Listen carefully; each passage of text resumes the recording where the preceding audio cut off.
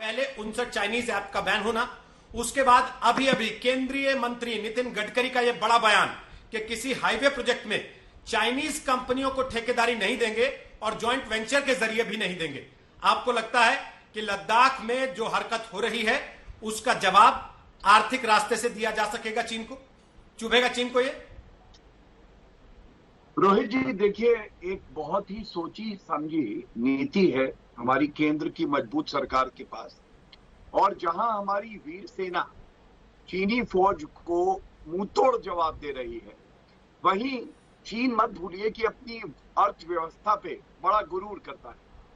तो आज जो नितिन गडकरी जी ने कहा है वो बड़ा ही अहम है कि जो बड़े टेंडर हैं जो पहले भी केंद्र की सरकार ने और कई प्रदेशों की सरकार ने, हरियाणा उसमें है, उत्तर प्रदेश है, उसमें महाराष्ट्र भी है, रद्द किए गए हैं और आगे भी नहीं मिलेंगे।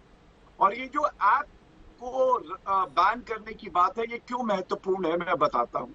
देखिए, सबसे पहले तो भारत की संप्रभुता के साथ कोई समझौता नहीं किया जाएगा।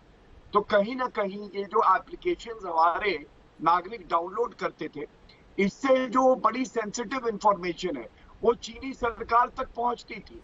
अब इस पे पूर्णतः रोक लग गई है। दूसरा, हमारे जो नागरिक हैं उनकी निजता का सवाल है, उनकी प्राइवेसी का सवाल है, और हम सब जानते हैं चीन कैसा देश है। वहां पे तो प्राइवेसी का कोई मतलब ही नहीं है, ताक झांक अलाउड होती है, और इसीलिए ये फैसला बड़ा ही महत्वपूर्ण है। तीसरी बात, मैं समझता हूँ चीन जो है वो साइबर वॉर भी करता है, तो साइबर वॉर में भी हम लोग कमजोर ना पड़े, इसीलिए सही वक्त पे ये सही फैसला है। और चौथा, कूटनीतिक प्रहार जो हमने किया है, मत भूलिए यूनाइटेड नेशन सिक्योरिटी काउंसिल में ऐतिहासिक तौर पे हम मेंबर बने और 192 में 184 वोट हमारे पक्ष में पड़े। और G7 समिट जो अमेरिका में हो रही है, वहां भी अमेरिकी प्रेसिडेंट ने कहा कि भारत से नरेंद्र मोदी जी को रहना चाहिए, क्योंकि आज विश्व में भारत और नरेंद्र मोदी जी एक बड़ी शक्ति बन के उभरे। तो ये चौतरफा जो हम लोग प्रहार कर रहे हैं, चीन कहीं ना कहीं बौखलाया है, और इनकी बौखलाहट में हमारी छोटी जीत जरूर है, बड़ी जीत अभी बाकी है। ठीक है। सुप्रिया श्रीनाथ, अधीर रंजन चौधरी कह रहे हैं लद्दाख भी एक जगह है प्रधानमंत्री जी, अज्ञात जगह नहीं है। आप शायद जिनपिंग की स्माइल में उसको भूल गए। क्यों उनको लगता है, जब सरकार एक के बाद एक ऐप बैन कर रही है, ठेके रद्द कर रही है, राज्यों की सरकारें कॉन्ट्रैक्ट्स रद्द कर रही हैं, ये सब लद्दाख के लिए हो रहा है ना? रोहित सरडाना जी, धन्यवाद इस शो पे मुझे बुलाने के लिए। आपने अपनी रिपोर्ट में भी और अभी आपने शुरुआती कमेंट में भी कहा, जो पहले प्रवक्ता से पूछा, कि नितिन गडकरी जी ने कहा है कि नेशनल हाईवे में कोई कॉन्ट्रैक्ट नहीं देंगे, ये अच्छा निर्णय है, हम इसका स्वागत करते हैं। लेकिन इन्हीं नितिन गडकरी जी ने कल पीयूष गोयल जी को चिट्ठी लिख के कहा था कि जो चाइनीज इंपोर्ट हमारे पोर्ट्स पे फंसा हुआ है उसकी तुरंत क्लियरेंस हो, क्योंकि वो आके यहाँ पे पड़ा हुआ है। तो थोड़ा सा विरोधाभास है जो गडकरी जी कह रहे हैं उसमें।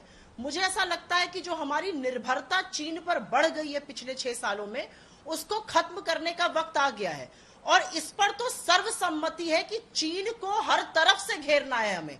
हमें सैन्य जो उनका रिएक्शन है उस पर काउंटर रिएक्शन सैन्य तरीके से देना होगा, उनको डिप्लोमेटिक तरीके से घेरना होगा, उनको इकोनॉमिक तरीके से घेरना होगा। लेकिन ऊपर से सरफेस स्क्रैच करने से चीन का कुछ नहीं होना है, क्योंकि एक सत्य ये भी है, और इस सत्य से हमको भागना नहीं चाहिए। जब हम सत्य को स्वीकारेंगे तो उसका समाधान करेंगे।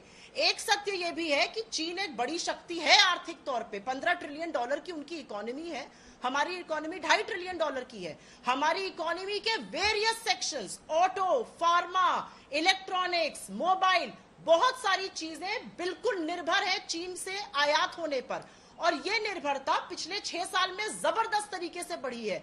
आज चीन हमारी दैनिक जीवन की हर चीज में घुसा हुआ है। पेटीएम करिए तो चीन का इन्वेस्टमेंट है, बिग बास्केट से सामान मंगाइए तो चीन का इन्वेस्टमेंट है, ग्रोसरी मंगाइए तो चीन का इन्वेस्टमेंट है, खाना मंगाइए स्विगी जोमेटो तो चीन का इन्वेस्टमेंट है, कैब लीजिए ओला तो चीन का इन्वेस्टमेंट है। इन सब में हम अपनी इंफॉर्मेशन शेयर करते हैं, अपने क्रेडिट कार्ड की और सबकी। मेरा सिर्फ इतना कहना है कि सरकार को थोड़ी दूरदर्शिता दिखानी होगी। जो आपने ऐप बैन किया ये अच्छी पहल है, लेकिन ये ऐप आपको 6 साल पहले बैन कर देने चाहिए थे। इन्होंने तो आपके राज्य में आकर यहाँ पर ऐप खोले। चुमार के बाद, डोकलाम के बाद ये सारी चीजें उभर रही थी कि प्राइवेसी, और चीन तो हर तरह की चोरी करता है। हर तरह का डेटा चुराता है। हमारी डिप्लोमेसी इसमें फेल हुई कि हमने ये ऐप बहुत देर से बैन करी। ये तो हमको चुमार और डोकलाम के बाद कर देनी चाहिए थी। नमस्कार, मैं हूं अंजना ओम कश्यप। हमें उम्मीद है ये वीडियो आपको पसंद आया होगा। लेटेस्ट खबरों के लिए यूं ही देखते रहिए आज तक, और इस वीडियो के पसंद आने पर लाइक, शेयर एंड सब्सक्राइब करना ना भूलें।